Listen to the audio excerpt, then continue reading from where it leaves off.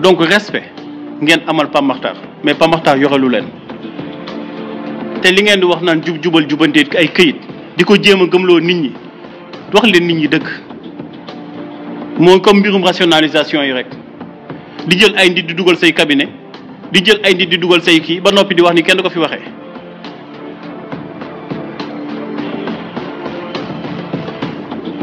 koo ci gis mi ngi guur ay lex man sama lex yi moo yaakaaroon naa moo gën a rëy Sénégal mais allez voir ces gens au pouvoir bërki démb saawaay nañu falu tey jii nga gis changement yu doy wax kenn du ko wax. ziar kontaanee jox cër mbokk àdduna ziar kontaanee jox cër mbokk internet C'est le bon TV kon naa mbokkum réew mi ci chaîne la chaîne de la vérité seen chronique comme niñ leen koy defalee saa su ne ci actualité réew mi balaa noo sori rek dañuy wax bàkk bi doolee jën ndox la doolee saxaar raay la mais doolee site internet chaîne YouTube abonnement la aimer commentaire et partager xam naa ni yéen a ngi ci mais gën leen ci nekk ndax loolu rek mooy dooleel chaîne bi ku am ñaari junni yoo mayal ku la neex waaye soo bëggee dégg-dëgg jàppal C'est le bon TV di leen nuyu di leen siyaar di rafetlu seen taxawaay ci abonné yi commentaire yi et partager yi surtout nag ñuy commentaire bu leen fàtte di aimer vidéo yi c'est très important maa ngi bëggee ñëpp rek tim bi yëpp di jaale waa Jàmmagën fa ma dëkkoon ak waa kër Serigne Sidi Alxuraan ku ma xam-xamee nga ma foofu ci Jàmmagën décès bi nga xam ne am na fa ci Cheikh Lamine Diouf nga xam ni suma wóllëre la woon suma grand frère suma lépp ñu daan ànd ci lépp yàlla jël ko ñu di ko yóbbu Touba mbooloo ma àndoon ak moom am ñu ci def choc encore une fois ñu mat ñeenti nit génn ci àdduna te ñooñu ñëpp it xam naa leen donc ku ci gën a fës muy Babacar Dieng maa ngi koy jaale di ko jaale Bas Dieng frère am ak waa Jàmmagën yëpp di jaare Lamine Diouf metti na trop mais nag loolu la yàlla dogal Cheikh Lamine Diouf ak Babacar Dieng ak ñi nga xam ne bokk nañ ci choc bi yëpp yàlla na leen yàlla yërëm di nuyu ñëpp tey liñ bëgg a waxtaanee ginnaaw nuyoo bi ndax daf ciy baax ndax C'est le bon international la te ku nekk da nga fiy bëgg a jaar fës pour say mbir fës waaye da nga fiy bëgg a jaar pour ñu waxtaanee say yëf donc nag di nuyoo it nuyoo ñëpp daf ci am solo tey ñetti paab yi laa bëgg a waxtaanee ñetti paab ya ca Walfadjri Pape Diallo ñu gën ko xam ci Pape Makhtar Diallo ak Pape Ndiaye ñi naan ko Pape Ndiaye Savon ak Pape Sané ñetti paab yi ca Walfadjri laa bëgg waxtaanee seeni wax ndax wax dëgg yàlla ku ci nekk yëkkati nga wax yoo xam ni jar nañu waxtaanee ko te comme actualité la ñuy waxtaanee faaw nu waxtaanee ko. ñetti paab yi dama leen a jiitalal ki nga xam ne mooy Pape Makhtar Diallo dama ko dégg mu wax ay kàddu waxee ko ci ton bu arrogant man nag wax dëgg yàlla xaaruma ko woon ci moom je le croyais plus intelligent que ça craché ci kaw jubal jubanti bi dal ci kaw leader yi dem na ba acharné wu sax ba yenn wax yi sax daf lay nuru waxu ku aigri maanaam ki nga xam ne dafa soxor wala koo xam ne dafa selfish koo xam ni dafa égoïste boppam moo ko ñor parce que jàpp naa ni ak koo xam ne dafa jàpp ni nit ñi dañoo am benn redevabilité dañoo am luñ ko ameel njiit yi dañoo am luñ ko ameel te bari na li ko dal bari na ñi mu dal am na ñu bëri dañoo jàpp ni nguur gu bees gi dafa am lu mu leen ameel te daf leen ko war a jox même bu dee sax ci joxin wu teguwul yoon la leen koy joxee te man jàpp naa ni muy man suma moroom amul kenn ku nguur gu bees gi ameel dara loo xamante ni dinañ la ko jox ci anam gu tegu parce que ñun ñëpp dañ ne suñu réew lañ doon xeexal jamono yiñ nekkee ci xeex boo laajaan Pape Makhtar danaan la man bokkuma Pastef faraluma Pastef dëgg laa gis ni ñoo nekk ci dëgg Ousmane Sonko moo nekk ci dëgg ma gis scandale yi nguur gee di def te teguwul dëgg ma di ko wax en tant que journaliste wala chroniqueur kon du ñu bàyyi ba tey ku nekk di naan man damaa jàpp ci mbir mi man aw ma dégg naa ci waxam sax mu naan man aw ma lenn lu ma leen deseel aw ma lenn lu ma leen yoleel au contraire yéena ma Pape man jàpp naa ni bu dee réew mee tax nga doon xeex waa Macky Sall yi doon wax ni Ousmane Sonko nga àndal ngay bañ ba ñu génne woon sa benn photo boo ànd ak Ousmane Sonko pour wane ni yow Ousmane Sonko nga àndal da nga koy jàppale Pastef nga bokk nga koy weddi tey nag pourquoi ñuy reconnaître que ni ñun dafa am lu ñu Pastef ameel parce que dafa am lu ñu ci jàppoon ñun dañ doon wax ni autant ñun dëgg lañ doon wax man mii di wax ak yow ba léegi bokkuma Pastef jënduma carte damaa gis ni Pastef dañoo nekkoon ci dëgg Ousmane Sonko nekk ci dëgg ñu bëgg ko jaay doole en tant que patriote sama réew tamit ma gis ay njiit yu bon jiite ko yu soxor yu amul patriotisme bëgg seeni intérêt bopp ba tax ñu bëgg a yàq réew mi ñu war a taxaw nag ku nekk taxaw comme ni Ousmane Sonko volontaire oo ñun tamit ñu volontaire nekk bouclier ci ginnaawam di ko jàppale. mais boo xoolee intérêt bi gë taxoon ñuy xeex mooy intérêt réew mi ñu nag Ousmane Sonko nag dañoo bokkoon benn intérêt commun muy réew mi muy sauver réew mi. kon je pense que ñun ñëpp bu ñu reconnaître woon loolu ba tey nag mbir mi sotti ku nekk naan man dafa am lu ma ci defoon dafay mel ni dañuy weddi suñu wax yi wala dañuy dëggal ñi doon wax ni ñun kat ba ñuy wax dëgg taxul woon ñu wax waaye dañu bëggoon di wax pour faral Ousmane Sonko pour bu faloo ñun ñu am dara. kon Pape maanaam tey dafa am lu bëri lu sa wax ji yàq loo xamante ni maanaam jaru ko woon te man jàpp naa ni Pape jeune woo kenn bu dee da ngay jeune je pense que opposition bi ngay jeune mais jeune woo pouvoir bi. parce que sa presse bi daanaka presse pouvoir la maanaam tey presse bi dëgg gi nga doon wax ba ñu nekkee ci opposition di invité opposition bi tey jii sa ba ñu faloog léegi pouvoir bi nga ëpp loo invité. kon yow jàpp naa ne bu fekkee dañuy éliminer rek yow yaa war a dernier média bu ñuy éliminer parce que amoo lenn looy def lu contre média bi lu contre nguur gi du moins amoo lenn looy def pour gêner leen kon jàpp naa ni yow sa conscience rek xam nga ni yow li ngay wax noonu taxawul. parce que gêné woo kenn opinion libre gêné wul kenn bu fekkee ni tamit loolu la maanaam dafa am ay médias yoo xam ne dañoo gêné nguur gi bu dee gêné la ñuy wax bu dee mën nañ koo waxee noonu di wax lu leen neex te pourtant jàll nañu parce que dañoo war a conformer wu ak li code de la presse wax ak li yoon wax. am na médias yoo xam ne bu mel ni Solution TV nga xam ne Sa Ndiogou moom dafa taxaw wax carrément que ni dafay accompagner nguur gi mais teewul ba tax na lu ëpp li muy def mooy défendre projet bi. lu ëpp lu muy def mooy bu ñu naree sax manipuler moom mu ñëw leeral moom Sa Ndiogou Solution te pourtant teñ ko téye am na lu mu desee. kon je pense que ak ñeneen mën naa la ko kon je pense que yow leer na leen ni su fekkee honnêteté rek ngay wax ak dëgg yow xam nga ni argument yi nga teg pour wane ni yow dañ laa singlé wala dañ laa attañaakal argument yooyu nekkul argument yu solide yow ciy wax sax gëmuloo ko te réaction à chaud aussi kilifa du ko def kilifa du gàggantikoo ci mbedd. maanaam respect bi ma am ci yow moo tax may wax ak yow nii mais jàpp naa ne respect boobu noonu yow waruma ko woon waxee yow sax parce que da ngaa wax yu bëri yoo xamante ni maam da nga manqué respect sax peuple bi waxuma la sax nguur gi. kon Pape Makhtar dem nga ba naan bañ leen faleeg léegi seen i lex man tegoon naa man rek maa ëpp lex parce que loolu ay fait divers la yow ëpp nga loolu. maanaam ma xam ne kon yow li nga wax da nga mer da nga waxee mer da nga waxee mer kese moo tax nga waxee noonu mais yow li nga wax sa niveau dépassé na ko. parce que boo demee bay xool physique gu gars yi comme ni ko Abdou Karim Gueye di def fan ñu ngi ma ciy interpellé ma dama ko bandonné parce que kooku moom maanaam tuddee nañ Jomaay doom sax moom xol bi di tuddee nañ Ousmane Sonko doom xol bi di bon moom kooku waxu dof lay wax naan mënoon nañ ko tuddee ay kañaak kooku dafa dof léegi yow dem nga ba dugg ci niveau boobu naan gars yi commencé nañ ami lex commencé nañ man sax demoon naa man rek maa ami lex man maa ngi nii kenn falu ma tax damaa ami lex bind la rek yaa ngi noonu kenn xamul falu la da ngaa ami lex ku sa xel dal nga ami lex am na ñoo xam ne seeni lex bind la te loolu tamit c'est trop petit pour di ko critiquer ay nit parce que sama média dem na jàllul mais yaa ngi dem bay critiquer physique gu gars yi kon gars yi bu ñu amee lex mooy dañoo lekk alalu nit ñi non jugé wu maanaam niveau bi dafa baa mooy wane ne amuloo argument pour layal ni yow mi kat dañ laa téye bi dafa tegu yoon léegi nga bëgg a gëmloo nit ñi téye biñ la tegul yoon mais argument yi nga war a teg sax amuloo ko ba tey yow waxuloo li nga manqué waxuloo ni yow da ngaa indi li mat lépp nit ñi téye la mais yaa ngi dem ci jugement de valeur jugement de personne di acharné wu ci kaw jubal jubanti bi mais attention man maa ngi lay conseiller nga xool li nga manqué nga jéem a dem waxtaan ak ministre bi ngeen régulariser ko parce que wallahi favoritisme boobu lañ doon xeex mooy que Matar matalul dañ koy bàyyi mu jàll parce que ci ñun la féete waaye Aïssatou Diop Fall matal na dañ koy téye parce que féetewul ci ñun loolu lañ doon xeex te yow bokk nga ci ñu doon xeex loolu kon encore boo demee bay attaqué te dama gis Sénégal boo gisee ay mag rek daan ko jiite ñu nangu ko parce que ñun dafa mel ni que nit bu bokkee ñun génération maanaam bu ñu jiitee rek dañ am benn jalousie bu ñuy dem man nguur gi li ma gis ñu sonn ci torop dafa am ñu bokk ak maanaam dañu bokk ak génération ay maanaam réew mi parce que jeune bi réew mi particulièrement ay jeunes ñoo ci ëpp ñu am ay njiit yoo xam ne seeni âge seen tranche d'âge bi ñu am maanaam du ñu ay mag te sénégalais li mu gën a bëgg mooy ku ko mag fuuf di koy jiite bu boobaa mu ne man parce que gars yi dañ naan noo kii sa morom la moo ngi nii am lii yow amoo lii El Malick Ndiaye dem nga bay dugg ci li budget bi mu yor assemblée parce que jeune la mais ñun damay gis benn simple jalousie buy am mën na nekk nag lu naturel parce que Sénégal moo mel noonu buggul moroomam raw ko buggul ku mu bokkal génération di ko jiite moo tax ay mag daan ñu jiite moo tax nguur gi ñuy acharné wu ci ñoom ñu bëri dañuy wax par jalousie des fois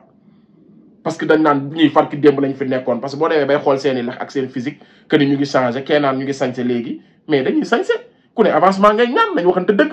duñ leen fal ministre ñuy soli sagar duñ leen fal ministre tamit ñuy wow kongu mel ni di kuy reeree ay mbiskit ak soow nañ waxante dëgg dañuy lekk dañuy dund parce que am nañ salaire bu baax kon dañuy changé ba pare nag wax dëgg yàlla ñoo yeey nag ami lekk nag non man ngay waxal Macky Sall pression bi mu leen tegoon àndu tegi lex nañ waxante dëgg pression bi mu leen tegoon El Malick Ndiaye moo yey yori lex Sonko moo yey yori lex Diomaye moo yor lukkaluku nag ndax kaso la nekkoon di lekk ñu koy jox ñu koy tëj ak tijji mu am pression fa même am pression ñu tëj jàpp booy di tëj di rey tey ku am lex yaa yey wax dëgg yàlla Pape Matar ndax yow yaa ngi noonu tegoon nañ la pression teewul amoon ngay lex ndax da nga koo bindoo maa ngi yow a yem kon nañuy teg mbir mi ci xam-xam suñ la attee teguñ la dëgg da ngay ñëw indi ay preuve mais doo ñëw dugg ci ay personne nit dugg ci ay wax yu fondewul yow da ngaa ëpp loolu Makhtar Diallo kon nag Pape Diallo man lii laa am lu ma lay wax nga ressaisiru nga xam ne li nga liggéey ci Sénégal bul ko yàq liggéeyaloo ko nag projet bi liggéeyaloo ko Sonko wala Diomaye Sénégal moo taxoon ngay xeex kon Sénégal googu taxoon ngay xeex Sénégal googu mu ngi fi ba tey kon nag boo jubee rek tegu ci yoon man jàpp naa ne li nga bëgg di nga ko am te wax yi ngay wax nii nga arrêté ko parce que daf lay yóbbu foo xamante ni rek maanaam du baax waaw parce que gars yëpp nii lañ commencé woon jékki-jékki di jaloux di effort ba mujj gi nag ñu commencé di wax du n'importe quoi crédibilité bi ñu amoon ci kanamu sénégalais yi ñu perte ko waaw léegi nag ma wax leen Pape Ndiaye li mu wax Pape Sané bi laay mujjee parce que ñetti Pape yi laay wax tey parce que lépp kenn mënu koo wax Pape Ndiaye ma may leen ci li mu wax tuuti rek. beneen bi ci topp mooy parmi les victimes là am na ci boo xam ne mooy kaaw Cheikh Wade. waaw. bi ñu wane woon fii Parcelles mu yor drapeau bi. waaw Cheikh Wade. ñu ngi koy fàttaliku. bu baax ak a metti bosam. kan moo ko rey kan la ñu wax ni moo ko rey. dañ ne kii policier bi yoroon. voilà et tout te tànk yi arc ni. parce que mooy policier boobu ñu gisoon mu jonkat di wane di tiire. waaw policier boobu rey ko. ah. policier boobu rey ko de. Pape ñun ñëpp dañoo jàpp ne policier boobu reyul Cheikh Wade. ku ko rey ko. li leer ba lee mooy kooku bu ñu ko jàppoon yóbbu ko dañ koy setal kooku reyul Cheikh Wade. comment parce que ñun lu yees nga ñu wax nii lu bees a bees tàq man su ma. Cheikh Wade corps bi ko rey ce n'est même pas la police c'est un autre corps ki ko rey ça il appartient à notre corps bu doon utiliser ay drone def fausse manœuvre rey Cheikh Wade mais ce n'est pas la police qui a tué Cheikh Wade. waaw Pape Ndiaye yéen a ngi dégg li mu wax Pape Ndiaye nee na ki rey Cheikh Wade policier bi ñu filmé Sénégalais yëpp gis ko mu visé tiré Cheikh Wade ne këlëb mooy ki yoroon drapeau yi nekk Parcelles Assainies su ma juumee moom la nee na du policier bi moo ko rey waaye Pape nag munoon nga ñoo wax ki ko rey nag munoon nga ñoo wax ba nga nee non du policier boobu moo ko rey drone moo ko tiré munoon nga ñu ni drone bi diw la ak diw te man jàpp naa ni nag nañu bàyyi bakkanu doomu aadama yi man dama jàpp ni Sénégal ba ma gisee gars yi yëkkati alal ñu naan dañ koy jox nit ñi gaañu ma gis ay nit yoo xamante ne maanaam ay dañ leen a def ay chevalier de l'ordre di leen jox ay 20 millions di leen jox ay ñii ñu rey seeni doom ñu jox leen 10 millions ay sénégalais taxaw di ko mettitlu di ko maanaam man dama jàpp ni ñun dañoo desee jël au sérieux bakkanu doomu aadama wallahi dañ ko desee jël au sérieux même ñi nekk au pouvoir sax man jàpp naa ni dañoo desee jël au sérieux bakkanu doomu aadama yi parce que mënuma comprendre ay nit taxaw naan ki ko rey du kii policier bi ko visé ki ko rey benn drone la buy daw léegi yow dañ laa war a woo parce que mu ngi jéem a protéger nit parce que Pape warul jàkkaarloog sénégalais yi naan Cheikh Wade du policier bi léegi policier boobu visé ba tiré policier boobu bal bi mu tiré ko fu mu dal fan la dal léegi du corps police moo ko rey corps ban moo ko rey parce que boo teggee dara da nga koy teg parce que policier bi moo tiré booy bi daanu léegi yow nga ni image yaa ngi ñuy gis léegi Pape Ndiaye nee nañu du booy bi non vraiment il faut nous respecter la presse encore une fois respecter leen nit ñi du ku ngeen bëgg a blanchir ko du lu ngeen bëgg a maanaam suñu bopp yi du suuf su nangu ba loo ci ji mu sax mais dama jàpp ni yéen da ngeen foog ni suñu bopp yi ay suuf su nangu la da ngeen foog ni yéen suñu bopp yi ay fowukaay la ku ngi noonu la Babacar Touré bu kéwéloo di def des fois di ñëw du ñu jéem a setalal Moussa Fall yow mi barki démb def nga fi toog naan dañuy jéem a setalal Moussa Fall dañuy jéem a ku ngeen yéen jàpp ngeen daal ku ngeen bëgg a setal da ngeen di wax nag mel ni ku ànd ak nguur gi mais da ngeen di jékki-jékki indi benn mbir moo xam ne maanaam da ngeen di indi téeméeri dëgg boole ci benn sërëxal ci benn fen boobu nag ñun suñu mentalité yi bu dofee rek ñu gëmaale ko parce que dañ naan kii de li mu da yàgg naa wax dëgg parce que li ngeen di wax fondewul mënuñu gis policier bi tiire ñëpp identifié ko xam ko nga xëy suba nañu drone moo tiire te waxooñu drone bi kan la nga ni xooma jigéen la waaye ci beneen corps la nekk mais ba nga amee fit nañu du lii da ñuy indil nañu lii la da ngeen bàyyi bakkanu dem nga ba naan bu ñu demee procès parce que politiciens yi encadré nañ seen bopp ba dañuy rey nit sax balaa nga leen di tëj dafay yàgg moo tax nguur gi bañ fi nekkee naan dañuy topp yoon laa xam ni dañuy topp yoon nu mu tegee parce que lu teguwul yoon da nga koy faj ci saasiya ñi rey xale yi nekkuñu fi naan ay nervi bii la ak nervi bële ki nekkoon ministre de l'intérieur soo ko jàppee jàpp nga ki rey xale yi ki nekkoon ministre de la justice jamono ba boo ko jàppee jàpp nga ki rey xale yi ki nekk ministre commandant de gendarmerie bii boo ko jàppee jàpp nga ki rey xale yi commissaire de police yi ñu doon jàpp xale yi di leen torturer boo leen jàppee jàpp nga ñi rey xale yi parce que ñoom ñooy commanditaires yi boo jàppee Macky Sall jàpp nga ñi rey xale yi mais fi mu toll nii ca ña gën a tuuti la ñuy commencé ay jërëm bànjaa gi jërëm bànjaa gi dafa am ñu ko def loolu mu doon def moo tax su ma déggee ñu naan ay nee na Mimi Touré moo ko joxoon foog yow ñu lax la ay bakkani doomu aadama ay topp nga dàmbooj dóor ko ay sel balu fetal nga naan ñu ay diw moo ma joxoon néeg xam nga ni jërëm buñ ko tegoon fu ñu ko war a teg dina tal leneen lu dul duñu fontoo naan ñu ay diw moo ma joxoon kër Mimi Touré moo ma joxoon kër yow ñu lay waxi bakkani doomi aadama yi faatu ñu may ko temps ñuy jéem a baratine naan ñu ay Mimi Touré moo ma joxoon kër ca Jérôme Bandiaky la ñu commencé te xoolal Antoine Diome xoolal moo tax man la da ngeen a desee jël au sérieux bakkanu doomu aadama yi ñi ñu rey moo tax ku nekk dina génn wax ci lu ko neex respecté leen ñi ñu rey ngeen fexe ñu lever amnistie bii jaru ko woon sax parce que dëkk bi moo teguwul woon yoon ñi rey sénégalais yi mënoo cee génnee ñi nekkoon en commandement ci jamono jooju te ñoom ñëpp ku ci nekk yaa ngi vaquer ses occupations am na ci ñoo xam ne sax génn nañ Sénégal nañu jël au sérieux bakkanu doomu aadama yi c'est très important. dem nga ba naan bu ñu demee procès victime yëpp ay ñàkk parce que Sénégal du dëkk yoon ñu rey sa doom ñu dem procès victime yëpp ñàkk ñu rey sa doom ñu jox la 10 millions ay nit di ko mettitlu ñu tëj la ci kaso bi injustement toroxal la ñu jox la 500000 ay nit di ko mettitlu kanafata 500000 man ma gis ñoo xamante ni lim ci yàqu la kenn mënu ko man mii kenn tëjuma kenn defuma dara li am na loo xamante ni sax dafa nekk yëfu mais ñàkk bëgg doomu aadama ñàkk respecté doomu aadama moo ñu dal fi may daanelee nag Pape Ndiaye Pape Sané ma mod leen Pape Sané moom it li mu wax ngeen déglu ko benn banque lu fëgg fii 8 milliards banque bi ñu def ko benn virement bi jógee BIDC banque CEDEAO mais wax monsieur le dit je suis à la télé je suis à l'aise pour en parler virement bi jógee BIDC ñu war ko fay xaalis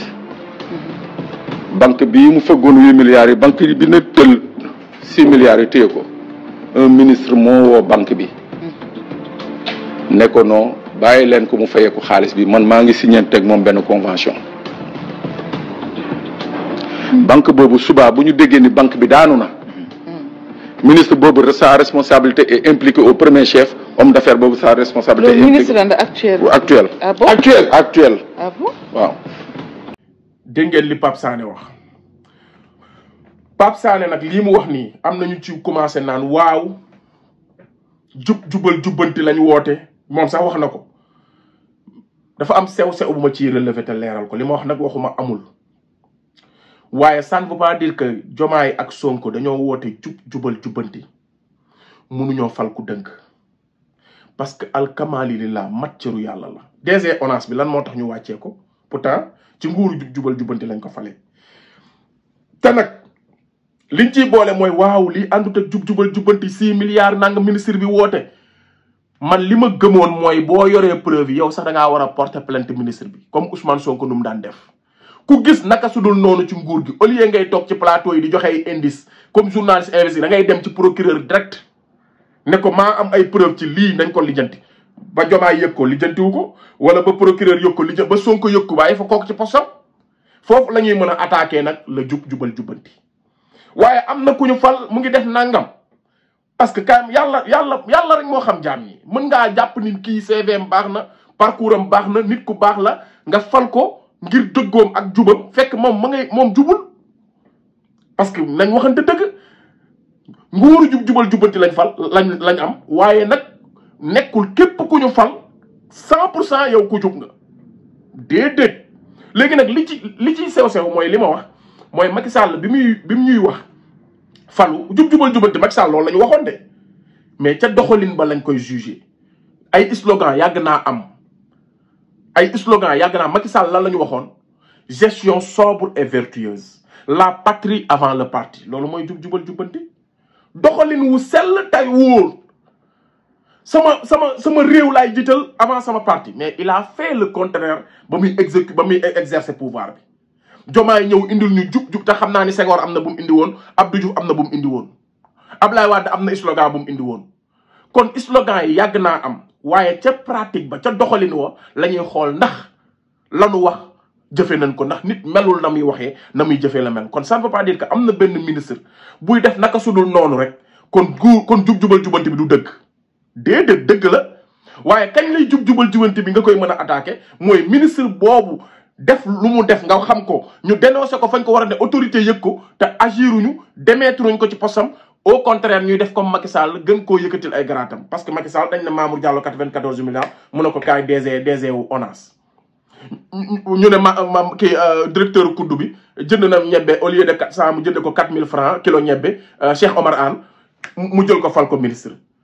ñu ne gars yi jël xaalis Covid bi maanaam Macky Sall dala daan fal nga détourné rapport képp la mu jox la poste bu gën a kawe bu boobaa kooku la mu woote doxalu ko waaye nguur gii de gis nañ bi fi jot a am ñu naan am na wala amul muy bu DG ONAS bi Diomaye da koo démettre da ko teggi kon balaa ñuy attaqué jubal jubanti bi pour man loolu manipulation la ak acharnement mën nga gis scandale nga wax ko dénoncé ko wala nga sax topp ko ci yoon bu boobaa nag su autorité yi autosaisir ruñ wala nga génnee les preuves qu'il faut comme ni ko Ousmane Sonko doon defee di génne ay preuves di porter plainte ñu naan ko yow waroo porter plainte ñu sàcc alalu Sénégal citoyen Sénégal dem porter plainte wala Ousmane Sonko sax boobu député la dem di porter plainte ñu ne ko yow amoo droit wu porter plainte ci alalu Sénégal kooku kon mu ngi protéger ay nitam ñuy sàcc waaye nag jubal jubanti bii su fekkee ni li nga wax dëgg la man Pape bu doon maa yow man damay dem directement ci procureur waaye même li nga wax bu fekkee ni yow demoo procureur da laa war a woo te ñoo ngi exiger procureur mu woo Pape Sané mii mu wax ñu ministre boobu def loolu kan la ñu teg ko ci yoon bu dee Pape Sané waxul dëgg ñu teg Pape Sané si yoon waaye loolu jotewul ak dara nag ak Diomaye ak Sonko ndax dañoo woote jubanti di def leneen déedéet mën ngaa fal koo xam ne yaakaar ak wóor nga gis ci moom ba fal ko muy def leneen waaye li am balaa ñu lay attaqué yow njiit bi mooy est-ce que ba muy def leneen ba rapport jàpp ko wala ba preuve yu leer jàpp ko ni moom àndut ak li ngay woote nga bàyyi ko ci postam wala nga gën koo jox ay poste yu gën a kawe comme Macky Sall nu mu ko defee kon loolu laa ne woon dama koy leeral ci par rapport ak nguur gi mën ngeen cee gis sax ku sàcc alalu askan bi bu leen jàpp ni dañ ne jubal jubanti rek du ñu fal koo xamante ni peut-être par erreur sàcc la waaye est-ce que bu sàccee nan la ko Diomaye di traité nan la ko justice bi di traité ndax dañ koy làq wala dañ koy def comme ni ñuy def sàcc yi foofu la wuute gi di amee moo tax ma ne leen bépp nguur bi fu mës a ñëw mës ngaa woote ak jub waaye est-ce que ci na nga doon exercer doxalee nga ko noonu ndax wane nga ak njub ndax ku dëng nekk sa biir jubbanti nga kon nag fi ñuy mën a attaqué man de fi may attaqué jubal jubanti bi mooy ma gis ni kii def na scandale rapport jàpp na ko wala comme Pape Sané lu mu wax lu ay preuve yu leer ñu wane ni kii moo sàcc muy ministre la ñu bàyyi ko mu continuer di doxal di exercer wala sax ñu yokk ay garaatam bu boobaa balaa kenn di wax sama genre yi dinañ génn dal ci kaw jubal jubanti bi waaye nag am na benn sénégalais bu ñu yaakaar ak njubam fal ko mu nekk ca ministère am wala ca direction am dafa def naka sudul noonu bépp sénégalais bu ko yëg naka dénoncé suñ ko dénoncé jubal jubanti bi dal ci kawam comme ni ko Ousmane Sonko waxee woon rek ne ko yow El Malick boo jubadee ñu tëj la ci kaso bi man jàpp naa ne ku ci sàcc 200 000 ñu tëj la ci kaso bi lii maa la ko wax waaw man lii laa gëm te fii la sénégalais yi nekk kon gars yi lii laa leen indiloon tey ci récapitulation wala round bu actualité bi parce que jot yi du bari su dee damaa am ci lu ma juum ngeen baalal ma l'excellence est mon credo lu baax rek moo ma tax a jóg ku am ñaari junni yoo maye mayal ku la neex waaye soo bëggee dégg-dëgg jàppal C'est le bon TV jaa ngeen jëf